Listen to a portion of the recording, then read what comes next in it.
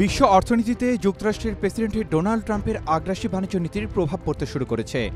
ক্ষমতায় আসীন হওয়ার পর থেকেই ট্রাম্প একের পর এক নীতিমালা নিয়ে আসতে থাকেন, যা বৈশ্বিক অর্থনীতিকে বিভক্ত করছে এবং সাম্প্রতিক সময়ের প্রবৃদ্ধির অগ্রগতি ও মুদ্রাস্ফীতি নিয়ন্ত্রণের চেষ্টাকে বাধাগ্রস্ত করছে বলে সতর্ক করেছে অর্থনৈতিক সহযোগিতা ও উন্নয়ন সংস্থা OECD।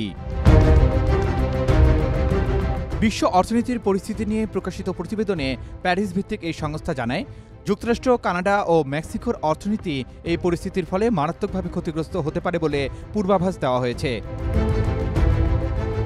বিশ্বের শীর্ষ অর্থনীতির দেশগুলোকে প্রতিনিধিত্বকারী এই সংস্থাটি বলছে, বছরের বৈশ্বিক প্রবৃদ্ধির পূর্বাভাস ৩.৩% থেকে কমিয়ে ৩.১% করেছে, যেখানে ২০২৪ সালে বৈশ্বিক অর্থনীতির প্রবৃদ্ধি ছিল ৩.২%।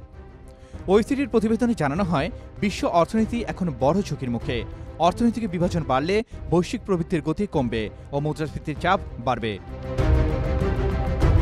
ওইসিডি বলছে, ট্রাম্প যদি পরিকল্পনা অনুযায়ী কানাডা ও মেক্সিকো থেকে আমদানি করা প্রায় সব পণ্যের উপর 25% শুল্ক আরোপ করেন, তবে যুক্তরাষ্ট্র, কানাডা ও মেক্সিকোর অর্থনীতি ব্যাপক ক্ষতির সম্মুখীন হবে। একই সঙ্গে এসব দেশে মুদ্রাস্ফীতির চাপ বাড়বে বলেও জানিয়েছে সংস্থাটি।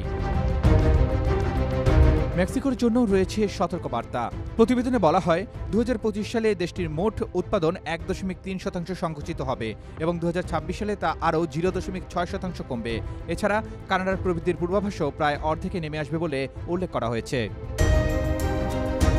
যুক্তরাষ্ট্রের প্রবৃদ্ধির পূর্বাভাস ২০২৫ সালের জন্য ২.৫% থেকে কমিয়ে ২.২% করা হয়েছে এবং ২০২৬ সালের জন্য পূর্বাভাস ২.১% থেকে কমিয়ে ১.৬% নির্ধারণ করা হয়েছে।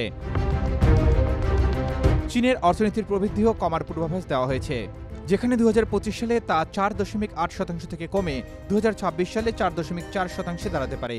এছাড়া যুক্তরাজ্যের মুদ্রাস্ফীতির পূর্বাভাস ২০২৫ সালে ২.৭% এবং ২০২৬ সালে 2.3% থাকবে বলে জানিয়েছে সংস্থাটি। Arman Ali, Daily Sun.